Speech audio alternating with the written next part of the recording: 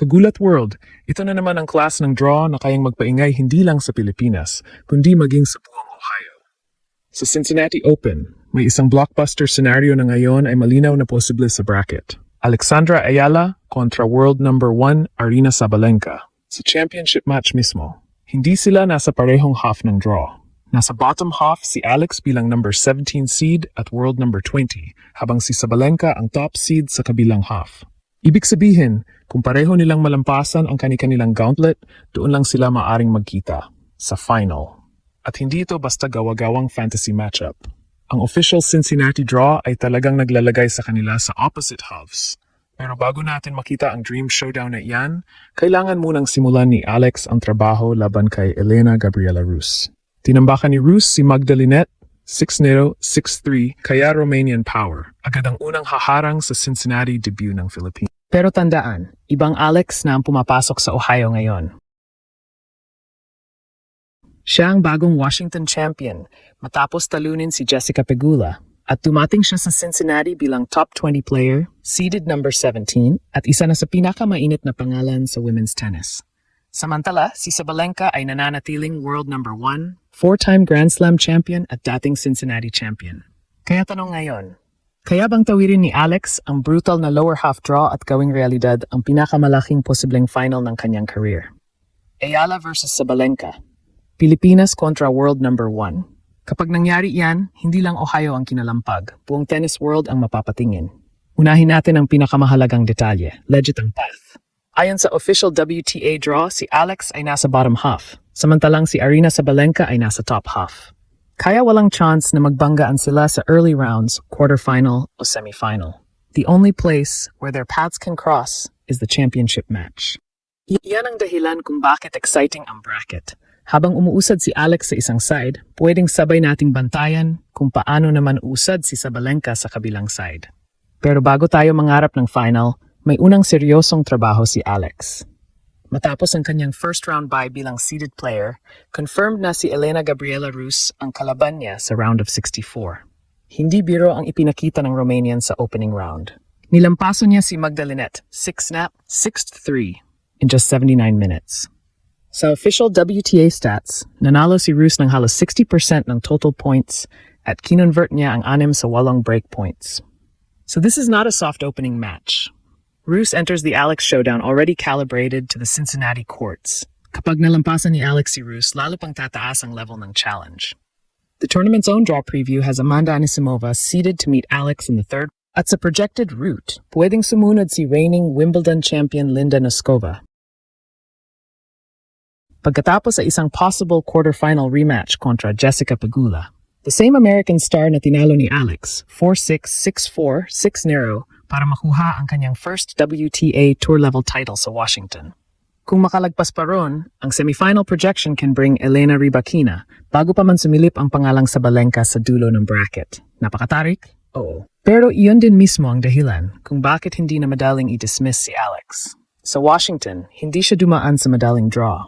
Tinalo niya sina Olympic champion Zheng Qinwen, defending champion Leylah Fernandez, Elina Svitolina, Naomi Osaka, at pagkatapos ay world number 3, Jessica Pegula sa final. WTA noted that after Washington, Alex had already collected 7 top 10 wins in 20 and 26, tied at that point with Rybakina and Svitolina for the most on tour. That tells you something important. Kapag big name ang nasa kabilang side ng net, hindi automatic na umatras ang laro ni Alex. At ngayon, Cincinnati mismo ang nagha-highlight kung gaano kalaki na ang kanyang rise. The tournament describes Alex as one of tennis's biggest stars and notes that she enters her Cincy debut with a 37-19 season record across all levels. Sa media day, sinabi ni Alex na minsan mabigat at minsan masaya ang pagdadala ng expectations ng isang buong bansa, pero sinusubukan niyang i-enjoy at i-absorb ang experience. That mentality matters because this week is not just about forehands and backhands. It is about managing attention, pressure, recovery, and a draw packed with champions. So ang unang mission ay malinaw, Rus muna. Walang shortcut papuntang Sabalenka. Pero kung ang tanong ay kung posible bang maging Ayala Sabalenka ang Cincinnati final, the answer from the bracket itself is yes. Mahirap, sobrang hirap, but the door is absolutely there. Ngayon naman, bakit special kung si Sabalenka talaga ang nasa kabilang dulo?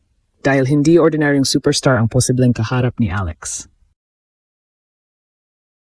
Sabalenka arrived in Cincinnati as the world #1 and top seed, with 4 Grand Slam singles titles. She also won Cincinnati in 2024 and has built much of her dominance around first strike hard-court tennis. Massive serve, explosive returns, and the ability to take the racket out of an opponent's hands. Pero may interesting twist ngayong 2026. Sabalenka is still #1, yet Cincinnati's own coverage points out that she has gone through painful losses this season, despite winning Brisbane and completing the Indian Wells Miami Sunshine double. Sa Toronto nitong nakaraang linggo, natalo siya kay Ekaterina Alexandrova sa round of 16, 7-6, 4-6, 6-4. In other words, she remains the benchmark, but she has not looked untouchable every single week. At parang bagay na bagay iyon sa klase ng challenge na gusto ni Alex. Alex's best 2026 moments have repeatedly come when the opponent carried the bigger ranking, resume, or expectation. She has already beaten major champions and Olympic-level opposition. Her Washington run showed that she can survive momentum swings, reset after losing a set, and keep attacking when the match gets tight. Kung umabot siya sa Cincinnati final, hindi na iyon simpleng Cinderella story. It would mean she had survived one of the nastiest projected routes in the tournament. May momentum din sa paligid niya off-court. Cincinnati's official feature calls her a global star, while social media posts from the grounds showed Alex practicing in Ohio and getting ready for her debut. Her uncle Noli Ayala also posted that her parents, Mike and Riza, were expected back courtside when she begins play. Iyan ang klase ng familiar support system na malaking bagay sa isang tournament where Alex is again carrying huge Filipino attention. Pero ang pinaka-exciting na contrast ay style at mentality. Sabalenka wants to overwhelm opponents with raw pace. Alex, as a left-hander, can change patterns, redirect pace, and make elite hitters play uncomfortable combinations. Hindi ibig sabihin nito na favorite agad si Alex. Sabalenka's power and hard-court pedigree are enormous.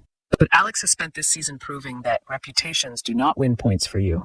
Kaya mga kababayan, habang nasa round of 64 pa lang tayo, ilagay natin sa radar ang pinakamalaking possible ending, Alex versus Aryna Sabalenka for the Cincinnati Open crown. Maraming halimaw sa pagitan nila. Rus, Anisimov, Noskova, Pegula, Rybakina, at maaring may iba pang upset na magbago sa buong equation. Pero iyon ang beauty ng draw. Nasa opposite side sila. The road exists. At kung muling magliyab ang Alex Magic sa Ohio at sabayan naman ni Sabalenka ng deep run, ang dream final na ngayon ay drawing lamang sa bracket ay pwedeng maging totoong championship night. At kapag nangyari iyon, Pilipinas kontra world #1. Alexandra Ayala kontra Aryna Sabalenka. Isang laban na siguradong yayanig sa Cincinnati.